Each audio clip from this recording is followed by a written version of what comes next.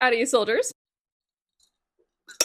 I put ice in this 5 minutes ago, and it's so warm in my apartment that most of it's melted. This does not bode well for the rest of the video. Hello, my little book dragons. If you don't know me, my name is Rachel, and welcome to the channel. As you can see from my infrequent upload schedule, I have not been very active on YouTube the last couple of months, and I don't know what to tell you. I'm an adult who has 3 jobs, a long-distance partner, and a very active strata council. Like, what do you want from me? And in the time I've been away from BookTube, I have been going to events, I've been reading things, I've been having thoughts, even. So I would like to bring you all those things today in this episode of Book Bestie Time. This is a series I started last year in an attempt to just have a more chill, chatty video where, we talk about just a bunch of stuff that maybe I don't have enough to actually make into a full-length video, but I still want to talk about these things. And it's just like casual, like if we were at a slumber party talking about books, that's the vibe that I want to bring to the function. I want to talk about events, how apparently I'm rating books wrong now, and just some general thoughts on books in 2025, both good and bad. So without further ado, grab a drink, grab a snack, and buckle in. Join me for the summer edition of Book Bestie Time. Okay, for like 2 seconds, we're going to talk about my life lately and like where I've been and what's going on. I've said it before and I'll likely complain about it again, that 2025 has been the busiest year of my life entirely. I got a new job, I turned 30, I started becoming way more involved in dance, so I'm going to a lot more of those events and performances. Plus, I've been traveling quite a bit. I have a long distance partner and we're trying to go on more weekend getaways. Plus, I'm also saying yes to more things this year, going to more concerts, hanging out with friends. I've also been in and out of the doctor's office quite a bit this year, and like nothing horrible.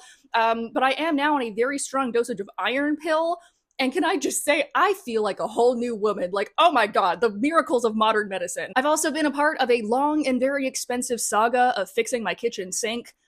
So a couple weeks ago, I paid a very nice repairman a ridiculous amount of money to take out my fully rusted carburetor, which does explain a lot. And speaking of things that I'm going to, I've been very lucky to go to quite a few bookish events in the last couple of months. At the end of July, I moderated for Vancouver's Queen of Gothic, Sylvia Moreno-Garcia, as she did her Vancouver tour stop for The Bewitching, which was very exciting. I've been moderating authors more, and on the DL, I probably will be doing some more this year. I don't know how much I can say about it yet, but I will likely, quite possibly, be out on the town with some authors in Vancouver. Cannot confirm nor deny at this time. But I really love moderating. I've always loved behind the scenes of events, and like in my daily life, I am a media and publicity coordinator for a publishing house. So I am setting up events all day, every day. I find it so fun to be part of the behind the scenes and also be on stage because I am a ex-theater kid. And because I've been moderating more and keep getting moderating gigs, which thank you if anyone's watching who books me for moderating gigs, let me know down below if that's something that you'd be interested in me talking about, because I was talking with another book friend of mine who thinks moderating is really difficult. And I'm like, oh, I love it. I love engaging with an author and with an audience. So I have some like tips and tricks. So just like, I don't know, if that's interesting, let me know. I was also recently at the Vancouver Public Library for their Rooftop Remix, which is a yearly fundraiser / networking event. It's sponsored by Raincoast Books, which is the place that I used to work. And so there's a big book exchange and a big networking opportunity. And this year it was over 2 floors, whereas last year was just 1 floor. So that was really cool. It's the big branch on Georgia. So it's like the flagship Vancouver library location. And they have this stunning rooftop garden that is open to everyone. And thankfully this year it did not rain. I'm very happy to say that this year we raised over $80,000 for their teen reading programs, which is so exciting and I'm so happy for them. So if you are in or around Vancouver, would highly recommend. The tickets are like a little expensive, but also you get food and an open bar and as many books as you can carry home, plus access to a rooftop garden. Like and a fundraiser opportunity. Like it's a really wonderful thing. So I would recommend coming next year. But maybe the most exciting thing that's happened this summer is that Vancouver finally has a romance bookstore. Perfect Match had its grand opening on August 16th, and I'm so happy for Amy, the owner. She's so sweet. I'm so happy so many people came out to support this, and the launch itself was so lovely. There was people with their little matchmaker hats that were like helping recommend books. There was cookies, there was special tote bags. Like she went all out for this, and I obviously bought some things to support the store. So let me show you my little haul. First of all, I picked up Unromance by Erin Connor. I have already read this, and so I will leave my full thoughts to my August wrap up coming next week. But this is a recently dumped TV heartthrob enlists a jaded romance novelist to ruin romance for him, one rom-com trope at a time. A couple of icons doing romance book shenanigans. It was very cute. And then the friend that I went with, Freya, who who I will leave her bookstagram down below, gently bullied me into buying The Fake Mate by Lana Ferguson, aka my very first Omegaverse romance. Straight Omegaverse romance, which I think is kind of worse. And hey, you know what? Whatever floats your boat, right? I'm no stranger to a paranormal romance, but I have not read something like this before, and she's not a big like monster romance person, so I was like, okay. And I've never seen a Wolf Shifter Omegaverse healthcare romance, so I'll give it a shot. And lastly, I'm so excited to have this copy. Okay, so I got a special copy of House of the Beast by Michelle Wong, and it is in fact a local author. I didn't know that she was in Vancouver.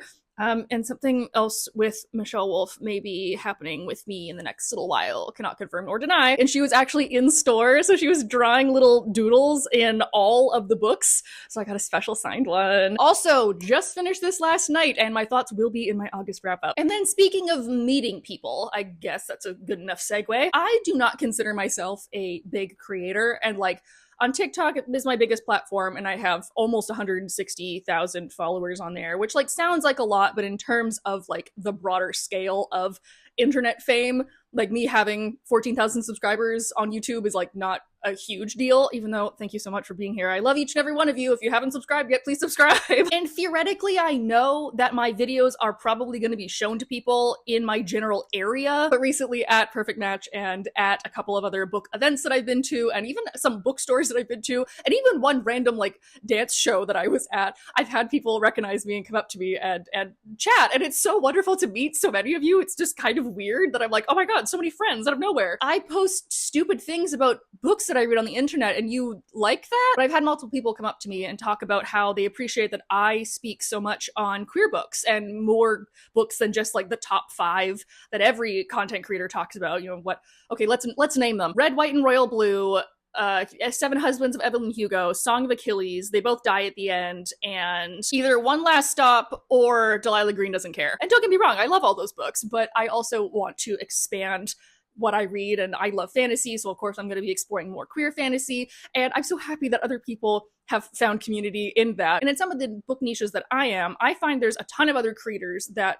talk about even more diverse queer books than I do, so I know that they're out there, but you know, maybe I'm the first person that you find or that the algorithm recommends, and I love that like I could be your gateway into queer books. I'm like your magical queer book fairy godmother. I really do appreciate so many people coming up to me and telling me that they like my content. Like, that actually does mean a lot. Oh, and speaking of queer books, okay, I should pay attention to where I'm putting my coffee. I have been teasing a buy books video essay I checked since last January, and I truly do mean to put it out. I actually meant to put it out in June, and then that fell through, and then I meant to put it out in August, and that fell through. So I'm assuming it's going to be coming in September, especially since I just read the essay that ST Gibson put up on their Substack that was about biphobia being a recession indicator, which, like, interesting. And not only the uptick of bad bisexual books, in my correct bisexual opinion, but the rise in biphobia just in general, and like how my girlfriend and I have been treated in the last little while.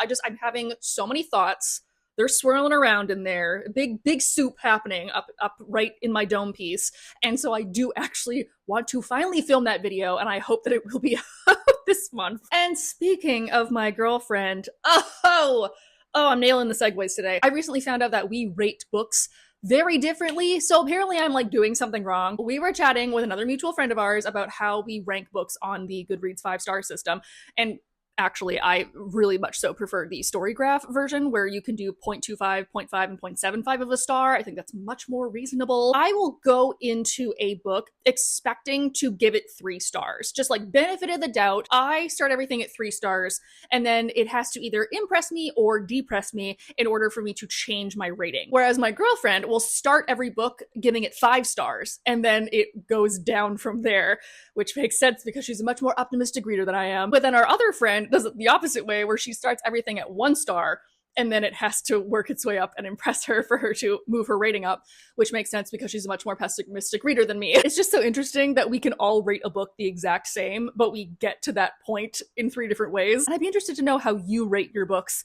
so please leave that down below. Like, do you start at 1, you start at 5, or are you more like neutral? To me, 3 stars means like this was fine, like it was a good book, Didn't love it, didn't hate it. This was good. 4 stars was, I really love this, really connected with it, love the writing or the world, but there's something missing, so I'm not gonna give it like a full 5. And maybe that's my formerly gifted kid and burnt out English major thinking that there's always room for improvement, but we're not gonna unpack that today. And then 5 stars is like mind-blowing. Like, my life is only going to be divided into before and after I finish this book. 2 stars is, I mean, I give you credit for finishing the book, like it is in fact a full story. It has a beginning, middle, and end, but I didn't like it. 1, with no due respect, Bestie, what is this? This is abysmal. Why did I spend my hard-earned Canadian money dollars and at least 2 to 3 hours of my time that I'm never gonna get back? This feels like a hate crime. But my caveats to that is that I'm really good at DNFing things, and I will only rate a book if I read more than 50% of it. And that's just like an arbitrary rule that I made up for myself. So if I read like 30 pages of something and it's not clicking and I don't think that I'm going to enjoy it, I'm just going to DNF it instead of waiting it out and finishing it and then rating it 1 or 2 stars, which is why my average Goodreads rating is so high. Then again, I'm very stingy with my 5 stars, and it was actually a goal of mine at the beginning of the year to give more books 5 stars this year because, again, I'm like, there's always room for improvement. But then I see people out here giving, just slapping 5-star reviews on like anything that was remotely okay. And I'm like, I just not like having fun? My girlfriend will complain to me about books for like half an hour and then be like, yeah, but I gave it 5 stars. I'm like, what is it like to be so free? That being said, okay, we're gonna get vulnerable for a second, okay? Coming closer. All right, I have to admit something to you. And that is, I've been having a real hard time with books in 2025. A lot of it has just not been hitting.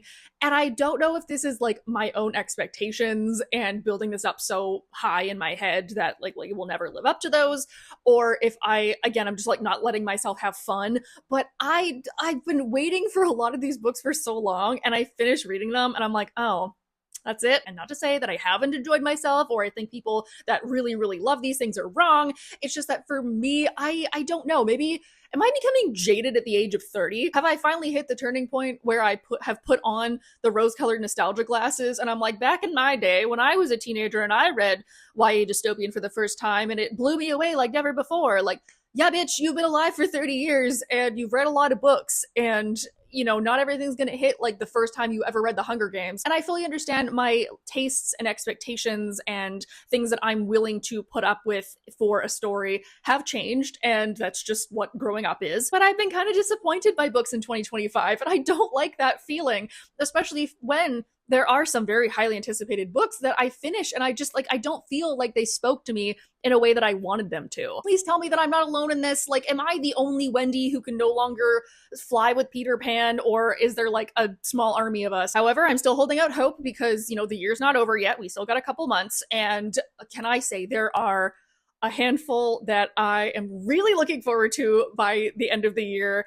And like, a lot of these are very load-bearing books. Like, if these don't hit, I'm gonna start a riot. Number 1, obviously, is Catabasis by R.F. Kuang. I will not be saying Catabasis. That is simply wrong. This just came out, but I have tickets to see her speak at the Vancouver Writers Fest in September, and I have to wait to get my book at that event, and I'm slowly going insane. Oh, you mean a dark academia fantasy retelling of my special interest, aka Dante's Inferno?